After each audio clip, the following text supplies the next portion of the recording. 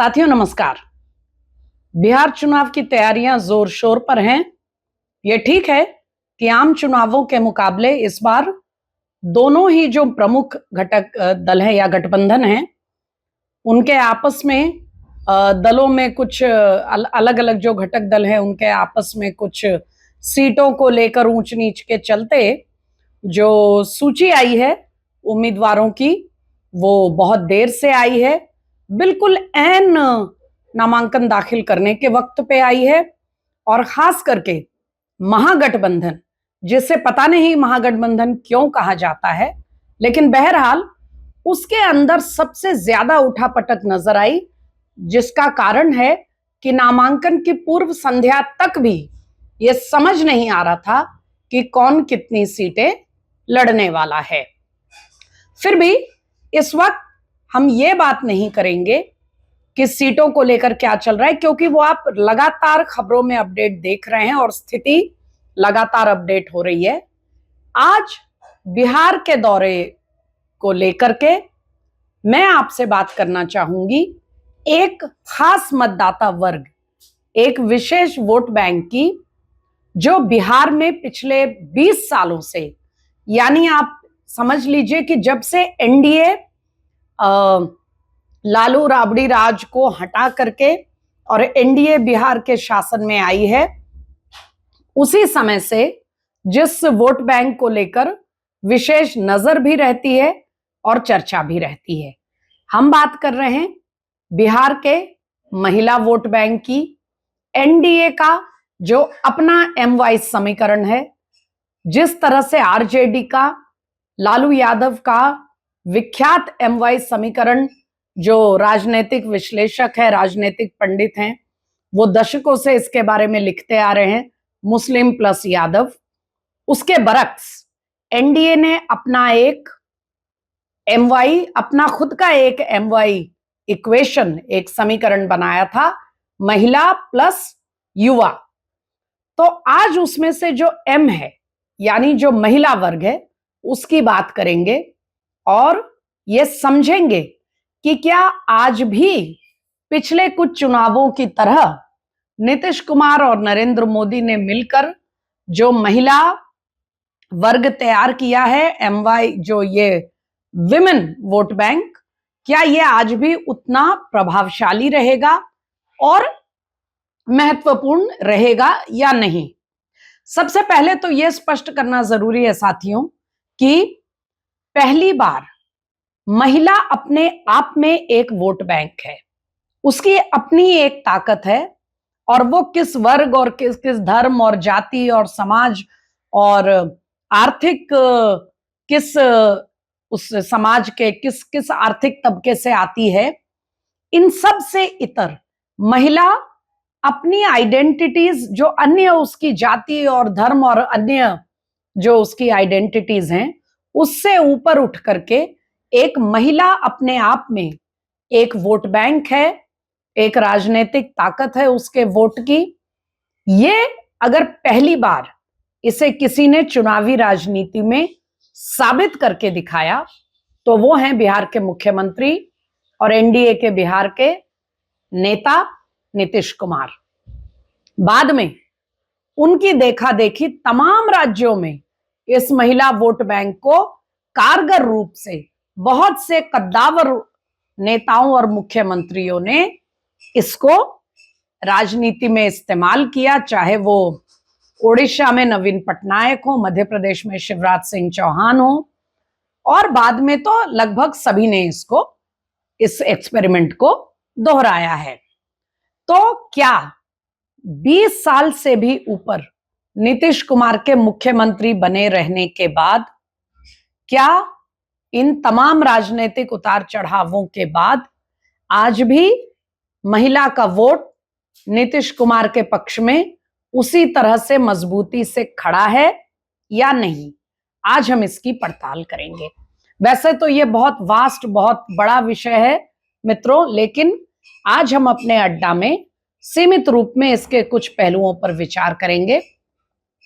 सबसे पहले हम बात करेंगे कि किस तरह से पहले नीतीश कुमार ने महिलाओं को राजनीतिक प्रतिनिधित्व दिया, पंचायतों में उनके लिए आधी जो सीटें हैं उसको रिजर्व करके। उसके बाद उन्हें लगा कि केवल राजनीतिक प्रतिनिधित्व से नहीं होता, जब तक महिला के हाथ में आर्थिक एक ताकत नहीं आती तब तक समाज में उसकी और परिवार में, समाज क्या अपने परिवार में भी उसकी वो पूछ नहीं हो सकती। तो उन्होंने एक ऐसी स्कीम को शुरू किया, जीविका, जिसको हमें कह सकते हैं कि एक रनअवे सक्सेस, एक सुपर हिट, एक फैंटास्टिक सक्सेस साबित हुई है जीविका। और भारत ही नहीं, दुनिया के देश इस मॉडल को समझने के लिए लगातार अपनी टीमें भेज रहे हैं, जिसमें सेल्फ हेल्प ग्रुप, स्वयं सहायता समूहों के मार्फत महिलाएं अपना जो भी उनका उनमें काबिलियत है, छोटा मोटा अपना काम समूह बनाकर शुरू करती हैं। उसके लिए उन्हें आर्थिक मदद भी मिलती है। जब उनका काम चल पड़ता है तो उसकी मार्केटिंग है, उसका प्रचार है, ये तमाम जो जरूरतें हैं, ये सब के लिए भी जीविका की ओर से और एक बहुत ही सुव्यवस्थित मैकेनिज्म, एक सिस्टम के तहत जीविका ने बिहार की महिलाओं को आर्थिक रूप से एक उन्हें सशक्त किया है, उन्हें स्वाधीन किया है, सामाजिक रूप से उनको सशक्तिकरण उनका किया है, उनको एम्पावरमेंट दिया है, अपने परिवार में उनका प्रभाव, उनकी पूछ बढ़ी है।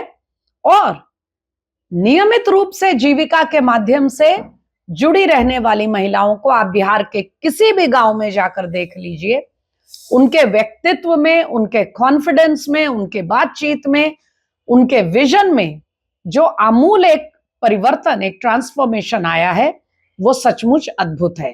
करीब 5 साल से जीविका में जुड़ी हैं और अभी आपने जो 10,000 इंसेंटिव घोषणा हुई उसमें भी अपना नाम दिया, फॉर्म भरा था, आपके पास अभी तक पेमेंट उसकी नहीं आई, तो अभी आपने क्या सोचा है आगे? आप नहीं तो देंगे उनका ही, ये दिया है जिनका ही देंगे, क्या देंगे, लेकिन आपको तो मिला नहीं। अरे आना है, पैसा नहीं कैसे आवाल है, आना है। ये तो ही जीविका की बात। अब क्योंकि इस तरह की तमाम स्कीमें आप जानते हैं कि अगर बच्चियों को साइकिल नहीं दिए जाते तो आज ड्रॉप आउट रेट बिहार का इस तरह से कम नहीं हुआ होता, स्कूलों में एनरोलमेंट बढ़े नहीं होते। तो इस तरह दर्जनों स्कीमें हैं। आज हम सबसे ताजा जो मामला इस समय है, अभी जो मुख्यमंत्री महिला रोजगार योजना का उसका आगाज हुआ और महिलाओं के खाते में, कईयों के खाते में पैसे पहुंच गए हैं, बहुतों की का नाम लिस्ट में है। ये भी जीविका के माध्यम से किया गया है, लेकिन इसमें विशेषता ये है कि एक मुश्त 10,000 रुपए जो भी आवेदन करने वाली महिला है उसके पास मिलेंगे, ताकि वो उससे अपना कुछ काम शुरू कर सके छोटा मोटा, और अगर वो कोई काम कर रही है तो उसमें और लागत उसको मिले, और जब उसका काम सफल रूप से आगे बढ़े और ये राशि उसकी पे हो जाए तो फिर उसके काम के सफलता को देखते हुए उसको आगे बहुत दूर तक, यानी 2 लाख तक उसको ये इंसेंटिव धीरे धीरे बढ़ाकर मिल सकता है। तो महिलाओं को आर्थिक रूप से स्वाधीन करने के लिए, संपन्न करने के लिए उनको ये एक डोल नहीं है, हाथ में पैसे दिए जा रहे हैं, लेकिन इसलिए दिए जा रहे हैं कि वो अपना एक बिजनेस, अपना कोई यूनिट, अपना कोई काम शुरू करे और अपने भविष्य के लिए एक पूंजी तैयार कर सके और समाज में भी योगदान कर सके। तो क्या फीडबैक है मुख्यमंत्री महिला योजना का, हम आपको सुनाते हैं और उसके बाद हम इसके कुछ राजनीतिक पहलुओं पर भी एक बार नजर डालेंगे। करीब 5 साल से जीविका में जुड़ी हैं और अभी आपने जो 10,000 इंसेंटिव घोषणा हुई उसमें भी अपना नाम दिया, फॉर्म भरा था, आपके पास अभी तक पेमेंट उसकी नहीं आई, तो अभी आपने क्या सोचा है आगे? आप नहीं तो देंगे उनका ही, ये दिया है जिनका ही देंगे, क्या देंगे, लेकिन आपको तो मिला नहीं। अरे आना है, पैसा नहीं कैसे आवाल है, आना है। बेबी देवी, आपने बताया कि आप पहले से जीविका से जुड़ी थी, लेकिन बीच में आपने अपना नाम उसमें से वापस ले लिया था, तो क्या कारण था? आपको क्या दिक्कत आ रही थी? वही कुछ काम मीटिंग जाने में परेशानी होता था, इसलिए मैं जीविका हट गए थे। तो मीटिंग आप- में जाना पड़ता था, थोड़ा दौड़ धूप करना पड़ता था, इसलिए हट गए थे। और कुछ आदमी ने कहा कि जुड़ने से मतलब ठीक होगा, रहिए, कुछ दिक्कत नहीं होगा, तो फिर से मैं जुट गई। तो अभी जो है नई घोषणा हुई कि 10,000 रुपये उन महिलाओं को मिलेगा जो जीविका से जुड़ी हैं, ताकि अपने काम धंधा बिजनेस में लगा सकें, उसकी जानकारी आपको मिली? हाँ, जानकारी मिली है। बिजनेस आगे बढ़ाने के लिए, अगर बिजनेस आगे चलेगा तो सरकार की तरफ से आप कुछ मदद और मिलेगा। तो उसके लिए आप अप्लाई नहीं कर रही हैं? कर रहे हैं, पूंजी लगा रहे हैं। अभी अपना तरफ से कुछ दे, मतलब मेरे बंसा के सहयोग, कुछ सरकार मिलेगा, उसमें से कुछ सहयोग मिलेगा तो मतलब फिर आगे बिजनेस बढ़ाएंगे। तो आपने फिर से जीविका के लिए नाम दिया? हाँ, नाम तो अभी जुड़वाए हैं, मगर अभी आए। साथियों, आपने देखा अभी कि 2 महिलाओं का हमने आपसे हमारी बात हमारी हुई है और उसको हमने आपको सुनाया। जो सुनीता देवी हैं वो बरसों से जीविका से जुड़ी हैं और सक्रिय हैं जीविका में काफी, और उनको ये 10,000 की राशि मिल भी गई है और वो अब इसमें अपना काम बढ़ाने वाली हैं। जो दूसरी महिला हैं, कुछ कम उम्र की हैं, बेबी देवी, वो पारिवारिक कारणों से समय अभाव के चलते कुछ समय के बाद जीविका से हट गई थी, लेकिन जब उन्हें इस इंसेंटिव का पता चला तो अब वो जल्द ही तुरंत अपने आप को दोबारा जीविका से जोड़ना चाहती है, ताकि ये 10,000 का लाभ उनको भी मिल सके। अब सवाल है कि क्या ये चुनावों में रिफ्लेक्ट होगा? साथियों, पूरे बिहार का आप दौरा कर लें, किसी भी कोने में चले जाएं, अगर एक ऐसा वोट बैंक है नीतीश कुमार का जो आज भी सॉलिडली, पूरी दृढ़ता के साथ नीतीश कुमार के साथ खड़ा है, तो वो है बिहार की महिला मतदाता। ना उन्हें एसआईआर वोट चोरी का उन पर कोई असर हुआ है उनके वोटिंग की चॉइस पे, और ना तमाम जो दूसरे जाति और अन्य जो समीकरण होते हैं इनका असर है। और उनका कहना बहुत स्पष्ट है कि हमें जिसने एक ताकत के रूप में पहचाना और सशक्त किया, जिसने हमें मौका दिया, आज बिहार में हर चौक पर आपको महिला कांस्टेबल मिल जाएंगी, पूरे कॉन्फिडेंस और मुस्तैदी के साथ कानून व्यवस्था में लगी हुई हैं, ट्रैफिक में हो, थाना पुलिसिंग में हो या अन्य जो यूनिट्स हैं उसमें। सरकारी भर्तियों में 35% महिला की जगह देना अपने आप में ये दिखाता है कि आने वाले कुछ सालों में ये नीति चलती रही तो बिहार की महिलाएं किस हद तक समाज को, प्रदेश को नेतृत्व देने में सक्षम होंगी।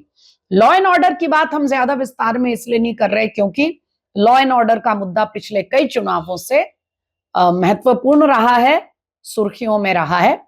इसीलिए आज हम ज्यादा बात कर रहे हैं राजनीतिक प्रतिनिधित्व और आर्थिक जो सशक्तिकरण है महिलाओं का, उस पर।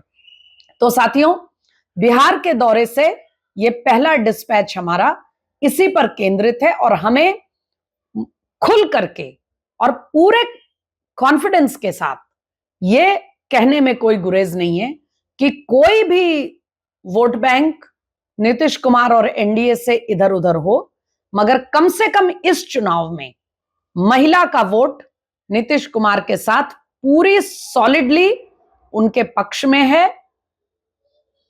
बहुत ही ज्यादा संख्या में, यूं समझिए अधिकांश महिलाएं नीतीश कुमार को वोट देने वाली हैं और इसमें जाति, वर्ग और समुदाय इसका भेद भी नहीं रहेगा, ये उनसे बात करके समझ आ रहा है। आज के अड्डा में फिलहाल इतना ही। हमें लाइक करिए, शेयर करिए। अगर आपने हमें सब्सक्राइब नहीं किया है तो कृपया तत्काल हमें सब्सक्राइब करिए, क्योंकि बेबाकी से और इधर उधर राजनीतिक नैरेटिव के मुताबिक अपनी बात न कहने के कारण हमें लगातार हमारी रीच को रोका जा रहा है और हम आपसे सहयोग की अपेक्षा रखते हैं। हमारे अड्डा पर आते रहिए और अपने मित्रों और अपने साथियों के साथ हमें सुनते रहिए। नमस्कार।